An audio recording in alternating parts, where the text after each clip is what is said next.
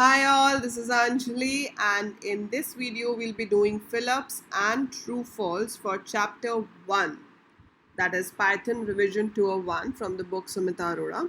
So जैसे कि मैंने आपको बताया था हम सारा कुछ करेंगे चैप्टर वाइज. सो रिविजन 201 जो है आपका वो आपको ऑब्वियसली पढ़ चुके हो आप 11th में, तो उसके टॉपिक्स मैं यहाँ पे अभी कवर नहीं करा रही हूँ. उसके लिए जैसे कि मैंने आपको लास्ट वीडियो में बताया था आप Python for beginners playlist watch कर सकते हो.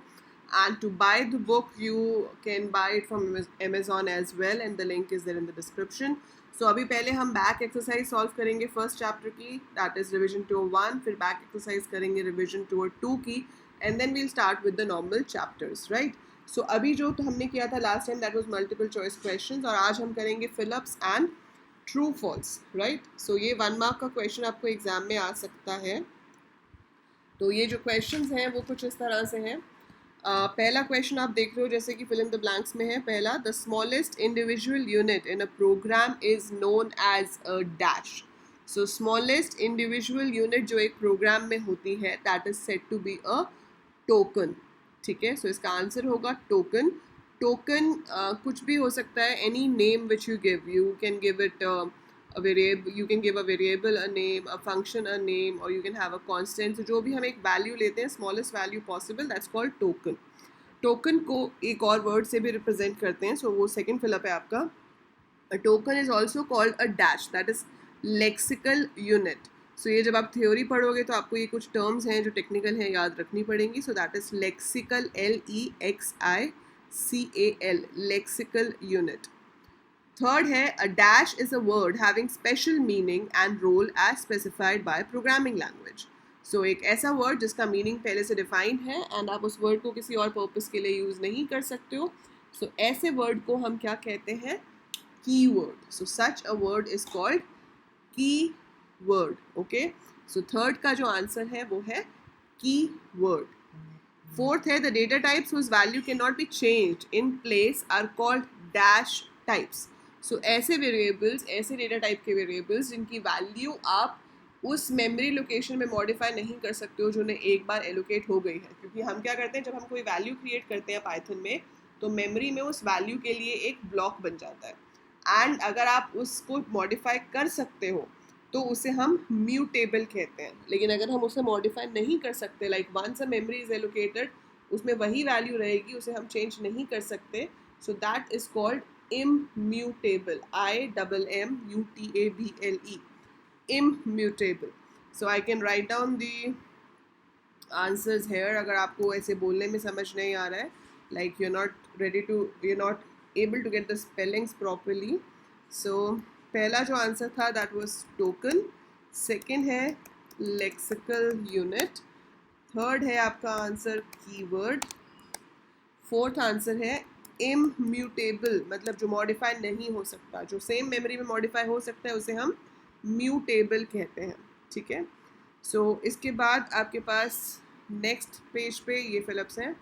That is in a Python expression when conversion of a values data type is done automatically by the compiler without programmer's intervention, it is called dash.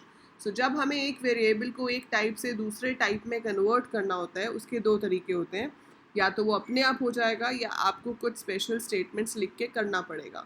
जब अपने आप हो जाता है उसे कहते हैं इम्प्लिसिट टाइप कन्वर्जन.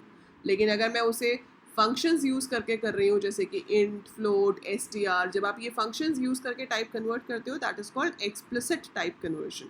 लेकिन जब बिना उसे लिखे नॉर्मली अपने आप कन्वर्ट हो जाता है, it's called implicit type conversion. ठीक है, सो इसका आंसर है इम्प्लिसिट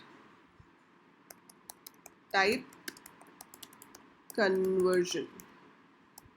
ओके, सिक्स्थ है द एक्सप्लिसिट कन्वर्जन. अब देखो ऊपर वाले से रिलेटेड ये है, the explicit conversion of an operand to a specific type is called type casting. So उसको एक्सप्लिसिट कन्वर्जन तो कहते ही हैं, उसका एक और नाम भी है जिसे हम कहते हैं type casting. So type casting is converting one type two another with the help of a special function जैसे कि इंट, फ्लोट, str. ठीक है, the dash statement is an empty statement in Python. So we have a statement called pass. Pass is also a keyword. So pass का मतलब है कि उस particular iteration में या उस पर्टिकुलर टाइम पर कुछ भी एग्जीक्यूट नहीं होगा, हम सिर्फ एक खाली स्टेटमेंट दे रहे हैं, एम्प्टी स्टेटमेंट, ताकि प्रोसेसर का टाइम थोड़ा बीच में वेस्ट हो जाए। वो उसका पर्पस कुछ भी हो सकता है, वो पर्पस जो है वो आपको अभी समझने की ज़रूरत नहीं है, वो रिलेटेड होता है with the instruction cycle and instruction pipelining and all, so you don't have to go into that, but you should know कि पास कीवर्ड का पर्पस क्या होता है। It's an empty statement which just occupies time but it doesn't do anything, कुछ नहीं करती है वो, ठीक है। Then you have a dash statement skips the rest of the loop and jumps over to the statement following the loop. So अगर आपको loop को रोकना है, बीच में आपका एक loop work कर रहा है, you want that the loop should stop in between, और उसके बाद जो भी loop के बाहर statement है वो वहाँ पे चला जाए, तो उसके लिए हमारे पास एक special statement होती है break. So break statement की help से आप loop को बीच में से terminate करवा सकते हो, तो लूप वहीं पे रुक जाएगा, उसके बाद जो भी स्टेटमेंट्स लूप में होंगी वो एग्जीक्यूट नहीं होंगी, एंड लूप खत्म होने के बाद जो स्टेटमेंट्स हैं वो वहाँ पर जाकर एग्जीक्यूशन स्टार्ट करेगा। So answer is break. 9th है the dash statement skips the rest of the loop statements and cause the next iteration of the loop to take place. ये है कंटिन्यू स्टेटमेंट, इसमें लूप नहीं रुकता है। जैसे अगर आपका लूप 10 बार चल रहा है और अगर ब्रेक एग्जीक्यूट हुआ 4th इटरेशन में, तो 4th इटरेशन में ही ब्रेक से लूप रुक जाएगा, आगे की 5 से लेके 10 तक की इटरेशंस काम ही नहीं करेंगी। लेकिन अगर वही चीज़ आप कंटिन्यू से करते हो, तो वो 4th इटरेशन में जो स्टेटमेंट्स होंगी कंटिन्यू वर्ड के नीचे, उन्हें स्किप कर देगा और अगली इटरेशन के लिए चला जाएगा। बट 10 इटरेशंस हैं तो 10 की 10 इटरेशंस वर्क करेंगी, सो that is continue. So answer for 9th is continue statement. After that you have Python's dash cannot be used as variable name. So Python's keywords can't be used as variable name. So Python में जो words keywords होते हैं उन्हें हम as variable name use नहीं कर सकते। तो जब आपको पूछा जाता है what are the valid identifiers, तो अगर उसमें if लिखा है तो वो use नहीं हो सकता अगर if small letters में लिखा है। अगर I capital लिखा है तो वो keyword नहीं है, because Python is case sensitive, so आपको cases का भी ध्यान रखना पड़ता है, ठीक है। अभी जो नेक्स्ट हम करेंगे that is true false. I guess आपको फिलअप्स सारे अच्छे से समझ आ गए होंगे, they were quite easy. True false में अगर ये लाइव सेशन होता तो मैं आप लोगों से पूछती कि इसका आंसर ट्रू होगा या फॉल्स होगा, but since it's recorded so I quickly just tell you कि ट्रू है या फॉल्स है। पर आप एक काम कर सकते हो, you can take 2 minutes, pause this video है, और 2 minutes में आप सारे जो ये 10 हैं इनके ट्रू फॉल्स अपने लिख लो नोटबुक में, और उसके बाद आप मैच कर सकते हो कि आपके कितने ठीक थे, and you can write in the comments below कि कितने आपने सही किए थे out of these 10 true false, ठीक है। तो जब तक आप नोट डाउन करो इसको पॉज करके, और उसके बाद रिज्यूम करके चेक करना कि how many of these were correct of yours, ठीक है। सो अभी हम इसको सॉल्व करते हैं। द एक्सप्रेशन int ब्रैकेट में x implies that the variable x is converted to integer.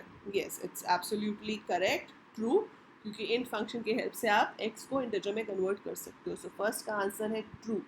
तो सेकेंड क्वेश्चन है यहाँ पे, the value of the expression 4 upon brackets में 3 into 2 minus 1 and 4 upon 3 into 2 minus 1 is the same. आपको बताना है true है या फॉल्स है।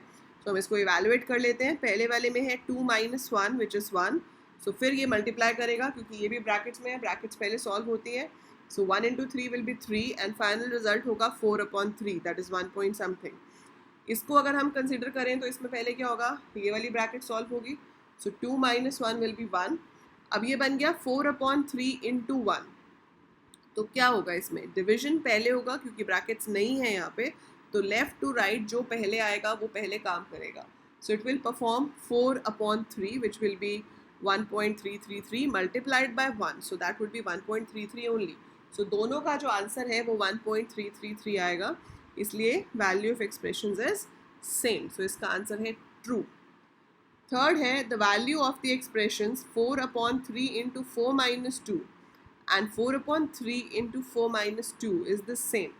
अब ये देखो एक्सप्रेशन ऊपर वाले जैसी ही है लेकिन वैल्यूज सेम नहीं होंगी। क्यों नहीं होंगी, क्योंकि यहाँ पे 2 minus 1 करने से आपके पास 1 आया था, तो कोई फ़र्क नहीं पड़ रहा था कि हम पहले मल्टीप्लाई या करें या बाद में, क्योंकि 1 से किसी भी चीज़ को मल्टीप्लाई करें तो वो वैल्यू सेम रहती है। लेकिन यहाँ पे देखो क्या होगा, 4 minus 2 is 2, उसके बाद ये ब्रैकेट एक और है, सो 3 मल्टीप्लाइड बाय 2 इज 6। तो यहाँ पे पहले मल्टीप्लिकेशन होती, आपके पास वो वैल्यू बन जाती 6, और फिर 4 डिवाइडेड बाय 6 कैलकुलेट होता, जो कि आपके पास आएगा 0.666 करके, ठीक है। सो वो वैल्यू आएगी हमारी यहाँ पर। लेकिन यहाँ पे कैसे काम करेगा, यहाँ पे बना 4/3 multiplied by 4 minus 2 which is 2।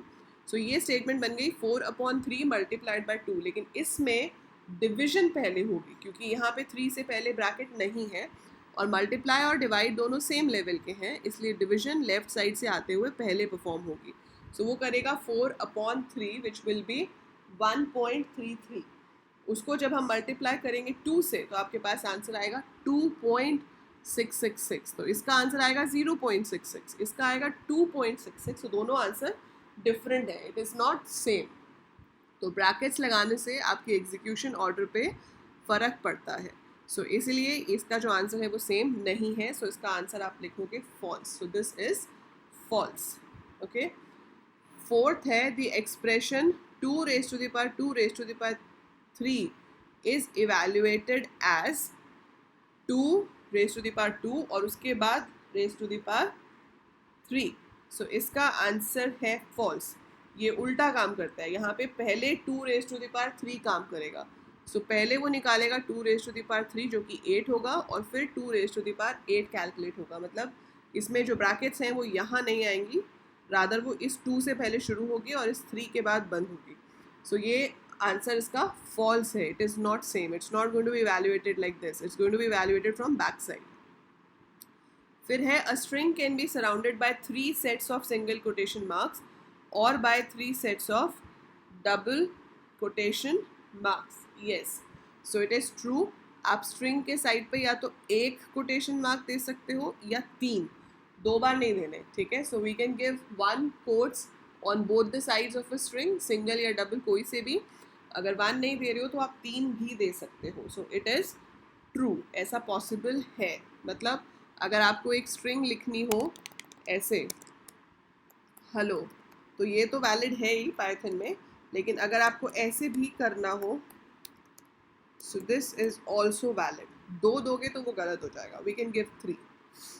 Sixth है variables can be assigned only once, this is false. वो तो उसका नाम ही कहता है variable means which can vary, which can be modified. So a variable can be modified during execution of the program. उसको आप कभी भी असाइन कर सकते हो, उसकी वैल्यू को चेंज कर सकते हो। सो ये कंडीशन, ये जो स्टेटमेंट है, दिस इज फॉल्स। सेवेंथ है in Python a variable is a place holder for data. No, in Python a variable is not a placeholder for data, rather it's a pointer to the data। अब pointer आपके पास पहले C++ में हम use करते थे इस word को, यहाँ पर हम उसे रेफरेंस वेरिएबल भी कह सकते हैं।